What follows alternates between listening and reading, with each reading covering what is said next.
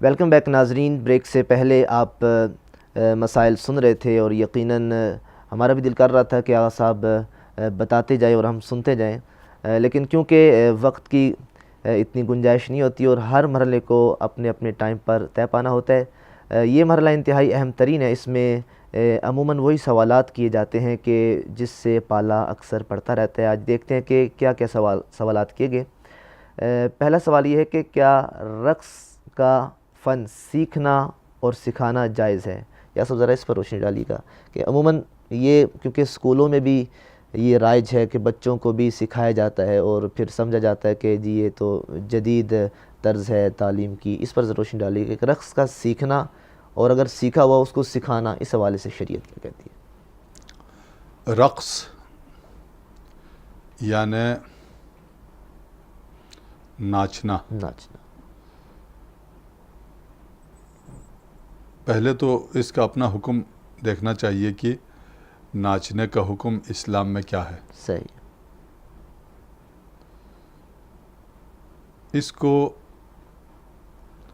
لہو و لعب میں سے اور بیہودہ اور لایانی کاموں میں سے قرار دیا ہے.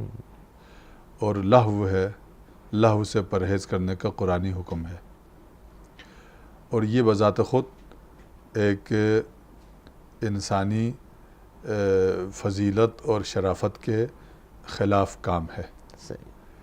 اس لیے ہم محاورات میں دیکھتے ہیں، کہا جاتا ہے کہ فلاں شخص کو وہ اپنی انگلی سے نچا رہا ہے. یعنی یہ تذلیل کے لیے بیان کیا جاتا ہے، تعظیم کے لیے نہیں بیان کیا جاتا ہے. نچانا کسی کو گویا کہ ذلیل کرنا، گویا اس کو ذلیل کر رہا ہے. تبھی تو یہ محاورہ ذلت کے لیے استعمال ہوتا ہے کہ فلاں آدمی کو تو میں اپنی انگلی سے نچاؤں گا، یا فلاں آدمی کو تو نچایا جا رہا ہے. یعنی یہ انسانیت کی قدر کم کرنے کے لیے محاورہ بنا ہے، کم دکھانے کے لیے، اس کی فضیلت یا اس کی قدر شناسی کے لیے نہیں. بہت پیاری بات، ماشاءاللہ. تو یہ بذات خود اسلامی تعلیمات کے مطابق گناہ ہے رقص کرنا. جب یہ عمل گناہ ہے تو پھر ظاہر ہے اس کا سیکھنا بھی حرام ہے، اس کا سکھانا بھی حرام ہے، اور اس کی تعلیم بھی درست نہیں ہے. جس طرح ایک حرام کام کو سکھانا، سیکھنا، اس کے بارے میں وقت ضائع کرنا، یہ سب گناہ کے زمرے میں آتا ہے، یہ حرام کے زمرے میں آتا ہے. لہٰذا رقص کرنا وہ بھی گناہ ہے اور حرام ہے، رقص سیکھنا بھی حرام ہے، رقص سکھانا بھی حرام ہے. صحیح. اب یہاں ایک بات آتی ہے، یہ تو بالغ انسانوں کے لیے ہے کہ جو عاقل ہے، بالغ ہے، وہ رقص سکھاتا ہے تو حرام کرتا ہے، رقص سیکھتا ہے تو بھی حرام کام کرتا ہے. اب یہ جو نابالغ بچے ہیں، جیسے آپ نے سکولوں کی مثال، سکولوں میں آج کل ہوتا ہے، وہاں بچے غالباً پرائمری سکول میں، مڈل سکول میں بچے نابالغ ہوتے ہیں. ان نابالغ بچوں کو ان کے ٹیچرز یا ان کے سکول کی انتظامیہ رقص کو ایک پیریڈ کا درجہ دیا جاتا ہے کہ جی یہ رقص کا پیریڈ ہے، رقص کی کلاس ہے. تو ان نابالغ اور نوخیز معصوم بچوں کو رقص کرانے کا، رقص سکھانے کا سارا گناہ ان ٹیچرز یا ان سکول سسٹم کے جو افراد ہیں ان پر ہوگا. بچے چونکہ نابالغ ہیں، ان پر گناہ نہیں ہے، ان کو سکول کی کلاس کے طور سے یا سکول میں ایک مشق کے طور سے سکھایا جاتا ہے. اب ان بچوں کو کیا پتہ؟ اب ہاں، یہاں پر والدین کی ذمہ داری بڑھ جاتی ہے کہ والدین ان بچوں کو سکولوں میں کیا کہہ کر داخل کرتے ہیں. کوئی شرط و شروط ہے یا مکمل سکول کے اوپر ہے کہ سکول جو ہمارے بچوں کو سکھائے ہم حاضر ہیں جی آپ کے سکول میں بچوں کو ڈال دیں؟ یا یہ کہ والدین ایک مسلمان والدین ہونے کے ناطے، قرآن کے ماننے والے والدین ہونے کے ناطے سکول سے یہ شرط رکھیں کہ ہمارے بچوں کو خلاف شرع کوئی تعلیم نہ دی جائے. بے شک ہونی چاہیے. شریعت کے خلاف، اسلام کے خلاف، قرآن کے خلاف، حدیث کے خلاف، سیرت طیبہ محمد و آل محمد علیہ السلام کے خلاف میرے بچے کو میری بچی کو کوئی تعلیم نہ دی جائے، ایسے آپ ان کو پڑھنا لکھنا سکھائیں اور دائرہ اسلام میں رہتے ہوئے ان کی تربیت اور تعلیم کا بندوبست کریں، دائرہ اسلام سے ہٹ کر ان کو کوئی تعلیم نہ دیں۔ تعلیم یہ والدین کو چاہیے کہ اپنے بچوں کو، ظاہر ہے فیس دے کر اخراجات کر کے وہ بچے وہاں پر ڈالے جاتے ہیں، تو والدین کو یہ حق پہنچتا ہے کہ سکول والوں کو کہیں ہمارے بچوں کو یہ چیزیں کیوں سکھاتے ہیں آپ، ایسے یہ مغربی تہذیب کو ثقافت کا درجہ کیوں دیا جاتا ہے؟ اس جسے کہتے ہیں نا جی مادر پدر آزادی کی جو تعلیم ہے، یہ تعلیم آج کل المیہ یہ ہے حافظ آکاش صاحب کہ ان سکولوں کو اعلیٰ درجے کا سکول قرار دیا جاتا ہے جن سکولوں میں مغربی تہذیب کی تعلیم دی جاتی ہے۔ اللہ اکبر۔ تعلیم جو اصل سائنس ہے، سائنسی تعلیم ہے یا کوئی دنیا کی تعلیم ہے، اس پر کسی بھی قوم کی اجارہ داری نہیں ہے۔ بے شک۔ تعلیم انسانیت کا ورثہ ہے، تعلیم جہاں سے ملے وہاں سے لے لے، لیکن تہذیب ہر جگہ سے نہ لے، ایسے تمدن ہر تمدن کو قبول نہ کرے۔ ہمارے دین کا، ہمارے اسلام کا اپنا تمدن ہے، ہماری اپنی تہذیب ہے، ہمارا اپنا کلچر ہے، ایسے ہماری اپنی ثقافت ہے۔ کائنات کی سب سے بلند اور بالا اور اعلیٰ ثقافت اسلام کی ثقافت ہے۔ بے شک۔ دنیا کے اندر انسانیت کو بلندیوں پر لے جانے والی تہذیب ہماری تہذیب ہے، اسلامی تہذیب ہے، قرآنی تہذیب ہے۔ اس تہذیب کے ہوتے ہوئے مغرب کی جاہلانہ تہذیب کو ان انگلش میڈیم بعض سکولوں میں جس کے چرچے ہوتے ہیں، یا یہ جو مشنری سکول ہوتے ہیں، مسیحیت کے جو چرچ کی طرف سے جو سکول کھلے ہوئے ہوتے ہیں، ان سکولوں میں جان بوجھ کر غیر انسانی اور غیر اسلامی تہذیب کی تعلیم دی جاتی ہے۔ ہمارے بڑے سکول انہی سکولوں کو قرار دیا جاتا ہے، اور بڑے خاندان جو مالدار خاندان ہوتے ہیں ان کو بڑے خاندان، حالانکہ ضروری نہیں ہے وہ بڑے خاندان ہو، ممکن ہے وہ مالدار خاندان سب سے پست خاندان ہو، اور چھوٹی گلی میں رہنے والے 3 مرلے کے گھر میں رہنے والے خاندان اونچے خاندان ہو۔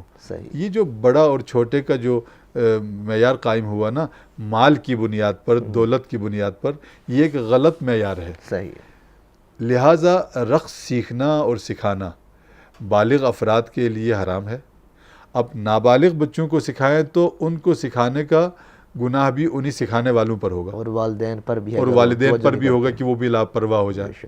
بڑی پیاری آپ نے بات کی کہ خود یعنی رقص، جس طرح آپ نے کہا کہ فلاں اپنے اشاروں پر اسے نچا رہے ہیں، کیونکہ ذلت ہے یہ، تو جو سمجھتے ہیں کہ جی ایک پیریڈ ہے اور اس سے ہماری شخصیت بنتی ہے، تو گویا کہ یہ شخصیت نہیں بنتی بلکہ شخصیت کی رسوائی ہو رہی ہے، اور اس کو ذلت سکھائی جا رہی ہے۔ یقیناً اس سے بچنا چاہیے، اور یقیناً اس کو سیکھنا بھی ناظرین حرام ہے اور سکھانا بھی حرام ہے۔ لہٰذا آپ بھی متوجہ رہا کریں کہ جس سکول میں آپ بچے کو ایڈمیشن لے کے دیتے ہیں، پہلے چیک کریں کہ تعلیم کے ساتھ آیا تربیت بھی اس میں موجود ہے، تربیت نہیں ہے، اور پھر یوں ہی آپ اپنے بچے کو کھلانا چھوڑ دیں، بلکہ بار بار پوچھتے رہیں کہ کیا سیکھا ہے، کیا سیکھ کے آئے ہو۔ بڑھتے ہیں اگلے سوال کی جانب۔ سوال ہے کہ عقیقہ کیا ہے؟ آیا عقیقہ اسلام کی طرف سے واجبی ہے یا مستحبی ہے؟ اس حوالے سے ذرا روشنی ڈالیے گا۔ عقیقہ ایک مستحب عمل ہے، صحیح، اور نومولود بچے کی طرف سے یا کسی بھی بچے کی طرف سے جس کا عقیقہ ابتدائی تولد میں نہ کیا گیا ہو، ایک جانور، صحت مند جانور کا اس بچے کی طرف سے قربان کرنے کا نام عقیقہ ہے۔ صحیح، اور یہ ایک تاکیدی عمل ہے، اور اس بچے کی صحت اور سلامتی کی ضمانت ہے کہ ایک جانور کو اس بچے کی جانب سے، خواہ وہ لڑکا ہے یا لڑکی ہے، قربان کیا جائے، اور خاص آداب کے مطابق جو بیان ہوئے ہیں اس کو تقسیم کیا جائے، غریبوں میں، فقیروں میں، رشتہ داروں میں، گھر والوں میں پکا کر کھلایا جائے، ویسے تقسیم کیا جائے۔ گویا ایک صدقہ ہے، صدقہ ہے، ایک اہم صدقہ ہے، یعنی اس آداب میں تحریر ہے کہ عقیقے کے آداب یہ ہیں کہ اس کی کھال کے اندر، جانور کی کھال کے اندر اس کی ہڈیوں کو توڑے بغیر جوڑوں سے کھول کر اس کے گوشت کو اتارا جائے پکا کر یا ویسے، اس کے بعد اس کی ہڈیوں کو توڑے بغیر سری پائے سمیت اس کھال میں ڈال کر کسی زمین میں دبا دیا جائے۔ اور اس کا راز تقریباً یہ بتایا گیا ہے کہ ہڈیوں کو نہ توڑنے سے اس کی ہڈیوں کی حفاظت کی ضمانت ہے بچے کی، یعنی بچے کو حادثات، آفات، ایکسیڈنٹ اور مختلف حوادث سے بچانے کا ایک ذریعہ ہمیں تعلیم کیا گیا ہے کہ تم اپنے بچے کی حفاظت چاہتے ہو تو ایک بکرا، ایک جانور ذبح کرو، اس بچے کی طرف سے قربان کرو، اور مستحب یہ ہے کہ بچے کے والدین اس کا گوشت نہ کھائیں۔ لہٰذا عقیقہ بہت ایک اہم مستحب ہے، اور جن کے پاس استطاعت ہے وہ ایک بکرا ضرور، اگر ابتدائی تولد میں نہ کر سکے تو بچہ تھوڑا بڑا بھی ہو جائے تب بھی کر سکتے ہیں، پھر بھی نہ کیا جا سکا تو بچہ بڑا ہو کے بالغ ہو جاتا ہے، وہ اپنی طرف سے عقیقہ کر سکتا ہے۔ یعنی زندگی کے کسی بھی حصے میں انسان اپنی طرف سے عقیقہ کر سکتا ہے اگر پہلے نہ ہوا ہو، یعنی اتنا اہم ہے یہ، اور اس کا ثواب بھی بہت ہے۔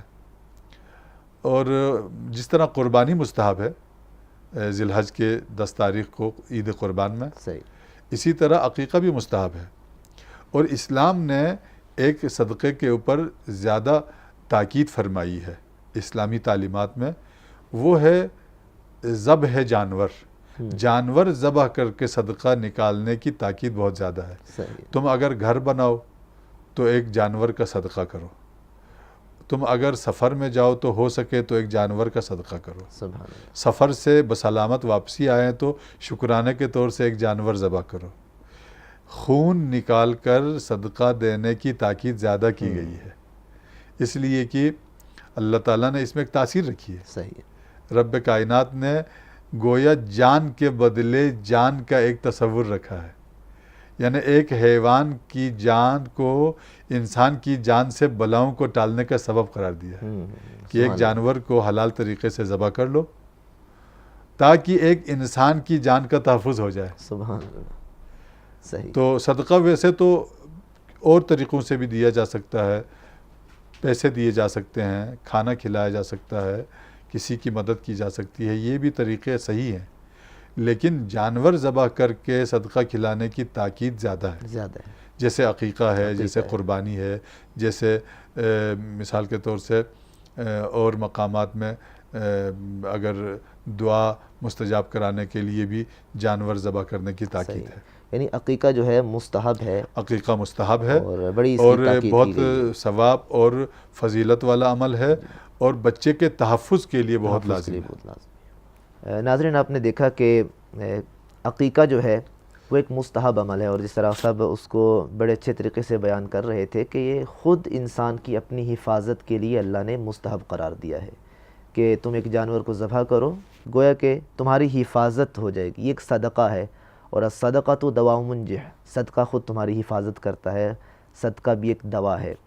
تو لہٰذا کوشش کیا کریں کہ جتنے مسائل ہیں اس کو جب آپ سنتے ہیں، میں ہمیشہ کی طرح یہ کہا کرتا ہوں کہ صرف سن کے اسی پر اکتفا نہ کریں، اس پر تبصرہ کریں، پھر جو آپ کے دوست اس کو نہیں سن پاتے ان تک پہنچائیں، کیونکہ جب آپ پہنچائیں گے تو اللہ تعالیٰ اس میں برکت عطا کرے گا۔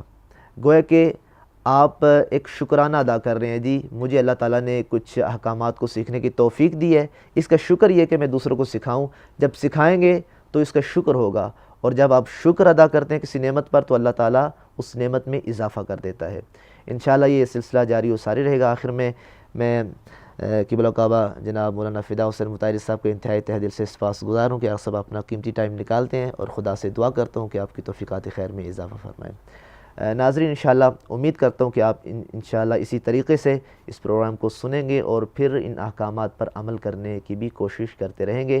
یہ سلسلہ جاری رہے گا۔ اگلے ایپیسوڈ تک کے لیے اجازت دیجیے اپنے میزبان حافظ آکاش حیدر کو۔ اللہ نگہبان۔